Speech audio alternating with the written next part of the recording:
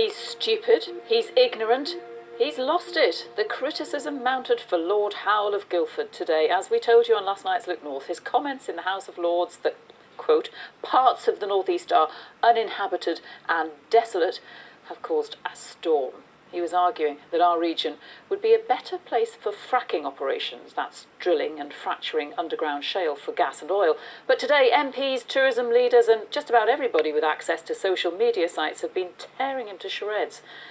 Lord Howell is a former government minister who just happens to be the father-in-law of the Chancellor, George Osborne, so he hasn't done the government any favours either. Here's our chief reporter Chris Stewart on how to lose your friends in the north.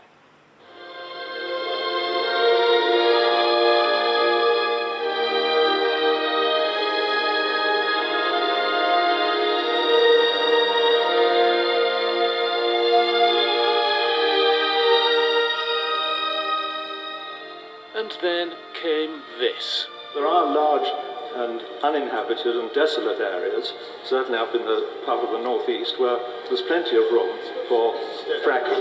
There's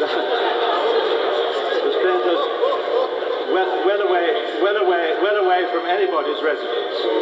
Well away from anybody's residence, where it would be conducted without any kind of threat to the rural environment. What we don't know is how well Lord Howell knows the North East. What we do know is that, as a government minister 30 years ago, he came here at least twice. The reaction today. Terrible, isn't it? They've never been here, so they don't know what they're missing, do they? I've been here for 3 days and it's very beautiful. I was really annoyed. Were you? Yes, I was. How annoyed? Very annoyed. I didn't like the way it was said, definitely not, but that's just typical southern ignorance, isn't it? Far from the North East being desolate, it's one of the most beautiful parts of a country with huge potential.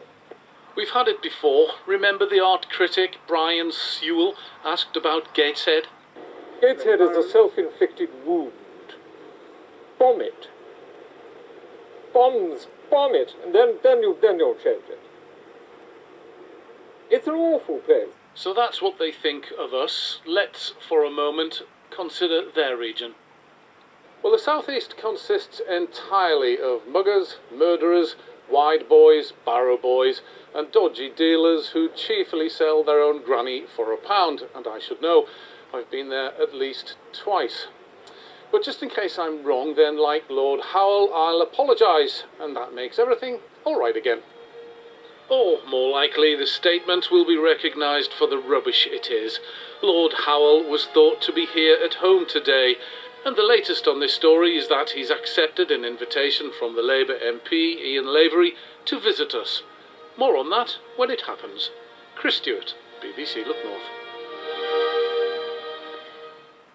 Well, the criticism has been raining down on Lord Howell from all sides, so perhaps not surprisingly he's apologised. Earlier, I spoke to North East-born Kevin Maguire, Associate Editor of the staunchly Labour Daily Mirror. I asked him if, in his opinion, an apology would do.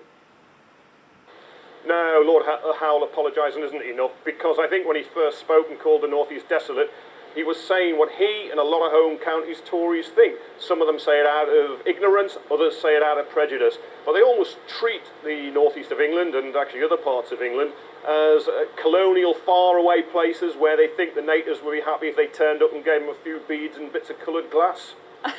Now, he might have put this in a strange way, but some people might say, well, he maybe has a point. We do need jobs. As long as we can keep some of the revenue from this fracking, then it could be an opportunity. The North East does need jobs because unemployment is too high, wages are too low. I suspect green technology is the future rather than fracking. But I find it a bit rich coming from Lord Howell when he's a member of Margaret Thatcher's governments, which create the deindustrialisation, shut the mines, close the shipyards, shut factories too. It's a bit rich for him coming from there. And also, if he doesn't realise the North East is beautiful, whether it's down in Cleveland, the hills, or the Angel of the North, Durham Dales, Northumberland National Park, the gorgeous Georgian streets of Newcastle, well, he's from another world anyway, and he was clearly ignorant or prejudiced about the North East. He's obviously well connected, but do you think he's in touch with the country? Yeah, he's very well connected because he is George Osborne, the Chancellor's father-in-law. He was until recently an energy advisor to William Hague, the Foreign Secretary, but I think he's from another planet. He's once said to have remarked that George Osborne, his son-in-law, actually wasn't posh because he just lived in Notting Hill. Well, Northumberland might be about to have an alien visitor in that case because he's accepted an invitation from Ian Lavery to come and have a bit of a holiday here. Do you think we might have a dramatic turnaround after that? Well, if Lord Howell visits the North East, he may need a bodyguard, somebody to protect him, should some of the local North Easterners want to have a word with him. But I really think, do we want people like him running around the North East? I suspect we don't. Much better he just stays in his big house in posh bit of southeastern England and just lets us get on with it instead of insulting us. Right. Kevin Maguire, thank you.